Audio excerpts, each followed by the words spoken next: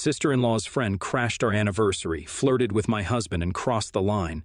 But the real drama unfolded after the party. It was a special day for my husband and me, our 10th wedding anniversary. We had planned a small gathering at our home with close family and friends, and we were both excited to celebrate. However, things took a strange turn when my sister-in-law's best friend, let's call her Amanda, showed up uninvited. Amanda had always been a bit clingy around my husband, but I never thought much of it. However, as soon as she walked into our home, I knew something was off. She gave me a slick smirk and made a beeline for my husband, who was greeting our guests. I tried to brush it off and enjoy the evening, but Amanda kept finding ways to be near my husband. She laughed a little too hard at his jokes, and I caught her giving him sultry looks out of the corner of my eye. I was starting to feel uneasy when I overheard her asking my husband if he wanted to go outside and get some fresh air. My husband politely declined, but I could see he was getting a little uncomfortable with Amanda's attention. As the night went on, Amanda became more and more aggressive in her pursuit of my husband. She kept touching his arm, trying to get him to dance with her, and even offered to help him clean up after the party. I didn't like the way she was acting, but I trusted my husband completely. I knew he loved me and would never do anything to hurt our relationship. Later that night, after most of our guests had left, my husband and I were sitting on the couch enjoying a quiet moment together. I was feeling relaxed until Amanda suddenly appeared out of nowhere. She had a sly grin on her face and made a snarky comment about our marriage. My husband didn't respond, and I could tell he was getting uncomfortable. Amanda kept pushing, trying to provoke a reaction from my husband, but he stayed loyal to me and told her firmly that he was happily married and had no interest in her advances. Amanda finally got the message and left our home, but the damage had already been done. I was hurt and confused by her behavior, but I was grateful that my husband had been loyal and faithful to me throughout the ordeal. We talked about what had happened and promised to always be honest and open with each other. It was a difficult experience, but it ultimately brought us closer together and strengthened our bond. The next day, I decided to talk to my sister-in-law about what happened at the party. I wanted her to know about Amanda's behavior, especially since she was her best friend. I approached her gently, not wanting to cause any unnecessary drama or hurt feelings. I explained what Amanda had done and how uncomfortable it had made both me and my husband. My sister-in-law was shocked and apologized profusely. She had no idea that her friend had acted that way, and she promised to talk to Amanda and set things straight. I could tell that she was sincere in her remorse, and it made me feel a lot better knowing that she was on my side. It also helped that my husband had been so supportive and loyal throughout the entire ordeal. After our conversation, I felt like a weight had been lifted off my shoulders. I knew that Amanda's behavior wasn't my fault, and that my relationship with my husband was strong enough to withstand any outside interference. In the end, Amanda's antics only made me appreciate my husband even more. He had stayed loyal and true to me even when faced with temptation, and that was something that I would always cherish and hold close to my heart. Update 1. My sister-in-law called me to update me on her conversation with Amanda. She told me that she had confronted her friend about her behavior at our anniversary party, and Amanda had been defensive at first, but eventually apologized. My sister-in-law was furious with Amanda for putting me and my husband in such an uncomfortable position. She told me that she had made it clear to Amanda that her behavior was unacceptable and that she would not tolerate any disrespect towards her family. I could hear the anger in her voice, and I appreciated her support and loyalty. She assured me that Amanda had been properly chastised and that she would make sure to keep her distance from me and my husband in the future. As much as I appreciated my sister-in-law's response, I couldn't help feeling a little sad about the whole situation. Amanda had been a longtime friend of my sister-in-law, and I knew that their relationship would never be the same. But at the end of the day, I knew that my husband and I were the most important people in each other's lives. And as for Amanda, well, she had learned her lesson the hard way. She may have caused drama at our anniversary party, but in the end, she had only succeeded in strengthening the bond between me and my husband and proving to us just how loyal we were to each other. Update 2. A few weeks have passed since the incident with Amanda, and things have started to settle down. My sister-in-law had kept a distance from her former best friend, and my husband and I had resumed our normal routine. But one day, out of the blue, I received a message from Amanda. It was an apology, but not the kind I was expecting. "I'm sorry for what happened at your anniversary party," she wrote. "But honestly, you're not even that great of a catch. Your husband probably just settled for you because he couldn't do any better. You should be grateful that I even showed interest in him." I was shocked and hurt by her words. I couldn't believe that someone who had once been a friend to someone so close to me could say something so cruel and mean-spirited. I showed the message to my husband, and he was just as outraged as I was. He couldn't believe that Amanda would stoop so low, and he was glad that he had cut ties with her. As much as Amanda's message had hurt me, I couldn't help but feel sorry for her. It was clear that she was coming from a place of insecurity and pain, and her words were just a reflection of her own internal struggles. So I decided to reply to her message, not with anger or defensiveness, but with a somewhat sympathetic tone. "I appreciate your apology, Amanda," I wrote. "And I understand that your upbringing must have been tough, with parents who never showed you any love or affection. It's no wonder you struggle with jealousy and insecurity in your relationships." I knew that my words would cut deep, but I couldn't help feeling a sense of satisfaction at finally getting the upper hand in the situation. "But you're wrong about one thing," I continued. "My husband didn't settle for me. He chose me because he loves me for who I am, my flaws and all. And that's something that you will never be able to understand because you're too busy trying to tear others down to feel good about yourself." I hit send, feeling a sense of relief wash over me. It wasn't the most mature response, but it felt good to stand up for myself and put Amanda in her place. In the end, I knew that Amanda's words didn't define me or my relationship with my husband. We were happy and in love, and nothing could change that. As for Amanda, well, I was content to let her go and move on with my life, surrounded by the people who truly loved and supported me. NTA. I feel really bad for OP and her husband. They didn't deserve to have their special day ruined like that, but I'm glad they were able to handle it with grace and dignity. Amanda seems to be a bit of a drama queen and an attention seeker. It's sad, but some people just can't handle not being the center of attention. NTA. Amanda's behavior is unacceptable, plain and simple. She should be ashamed of herself for trying to come between a married couple like that. It's not cute or funny, it's just sad. I think OP handled the situation well. She didn't let Amanda's behavior ruin her night, and she didn't stoop to her level when responding to her message. That takes a lot of maturity and self-control. Amanda has some serious issues that she needs to work through. I don't understand why Amanda would do something like this, especially to her best friend's family. What does she hope to gain from flirting with someone else's husband? It's just selfish and disrespectful. Amanda needs to learn some boundaries and respect. She can't just waltz into someone's event uninvited and start causing trouble. It's immature and shows a complete lack of social awareness. I think it's admirable that OP and her husband were able to move past this and not let it ruin their relationship. It shows that they have a strong and healthy marriage. Next story. My brother, 23, and I, 22 female, have raised our younger siblings together for the past few years. Both our parents have died.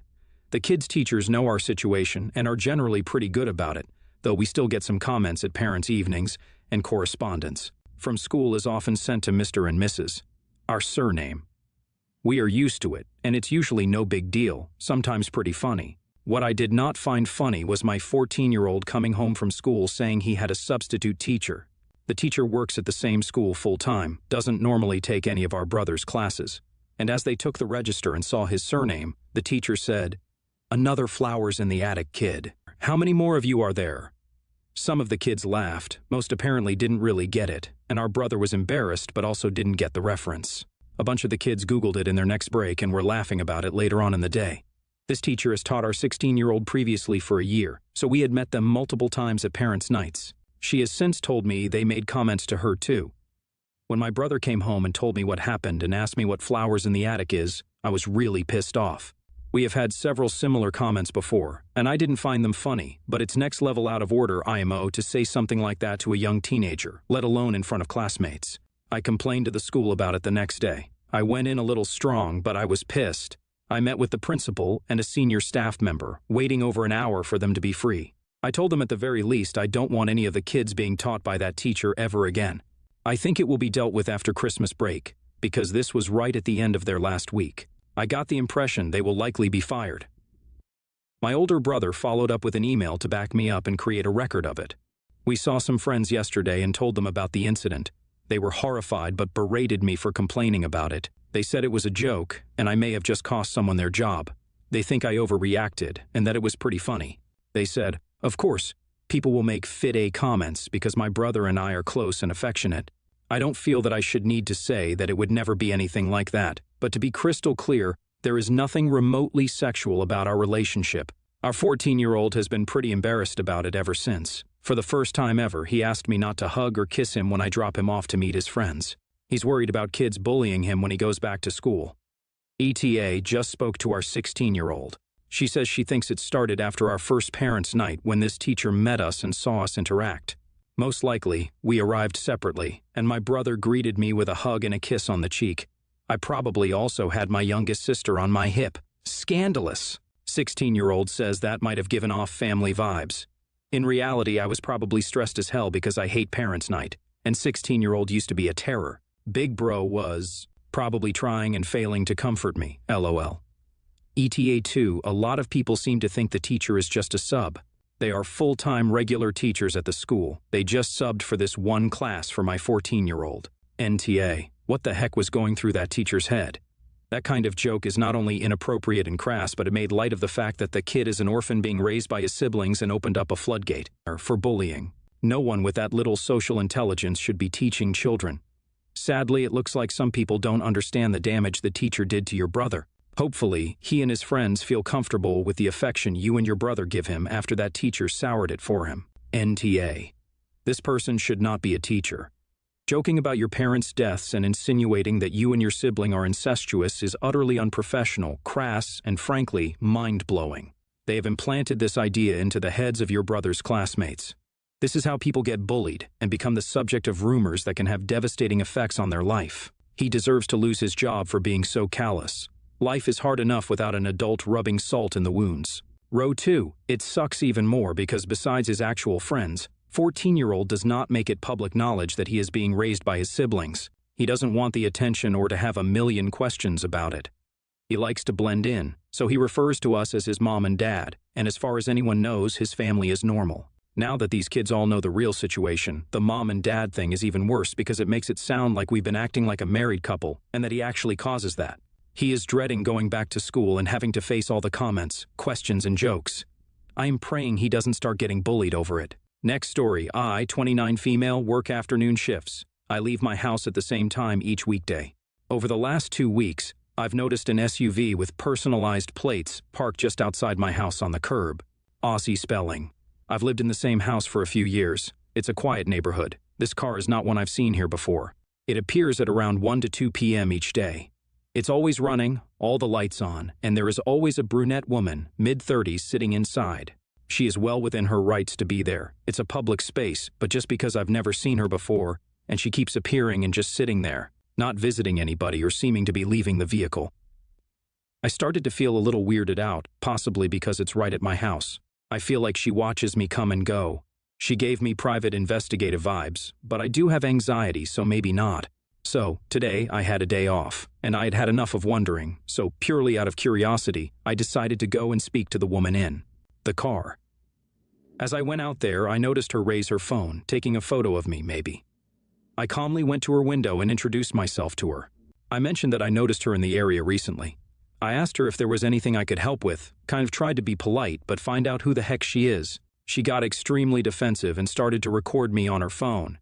She pointed to her back seat and told me I am waking her baby up. She told me she parks her car here under the shade of the tree. Many trees in my area, so I'm not sure this makes sense, lol. She explained that she can't get her baby to sleep, and he has severe back pain, so she can't hold the baby. To be honest, the windows were decently tinted, but I didn't see a baby in the back. I can't say for sure whether there was a baby in there or not, just that I never saw or heard one. The woman was very well dressed in a business shirt, didn't really look like a struggling mother to me, but then again, maybe she just loves to dress like that. I questioned her casually, like why she was not parking at her own house. I asked her if she needed any help and she took offense. It just wasn't adding up, so I asked a few questions like that. She got extremely angry and said I was a judgmental person for assuming she needs help. I didn't mean it in that way at all. I've had babies and totally understand how hard it can be to get them to sleep, etc. The defensiveness was a red flag to me, though. None of it made sense. Maybe my anxiety and curiosity were misplaced and I should have stayed inside. I just couldn't stand to feel watched for another second. It was driving me crazy. ATA for even talking to her? Info, both of us are white females. Edit, update added in comments. Official posts not able to be made yet due to the young age of this up. Date here wasn't allowed to make an update post yet because the original isn't old enough. Sorry for the delay with the update. I've been on and off today and been busy. Today I was out and about running errands, but my husband and I both have today off little break over New Year's, and I told him to low-key watch for if she arrives between 1 p.m. and 2 p.m. today. He told me he went outside twice during that time period to check the mail, and she wasn't there. Fantastic. I guess I scared her off. So I went out for my daily walk. Usually I go in the mornings on a workday at around 4 p.m., feeling so happy that I'm not being watched or recorded, lol. But actually my stomach dropped when I got to the end of the driveway. She was still there, just further down the street, car on, lights on. She must have arrived a little later than usual. And this time she was parked behind my next-door neighbor's fans. Found another tree, so she's not visible from inside my house anymore. Kind of eases my mind that she's not watching me directly, but I'm convinced she's watching the street, either as a whole or she's watching a particular household. It's 4 p.m. and the baby can't surely still be napping, lol. I walked off the other day, so I didn't go directly past her car, and I texted my husband to let him know she's out there and to stay inside. When I came back, she was gone. I took some pretty obvious photos just from my phone, and I'm going to send it through to the police link. I wasn't necessarily trying to get her in trouble, but I'd like to know what's going on in case there's a reason to be concerned for safety, either mine, hers, or somebody else's. It's definitely very weird at this point. I'll update here again whenever I hear anything back.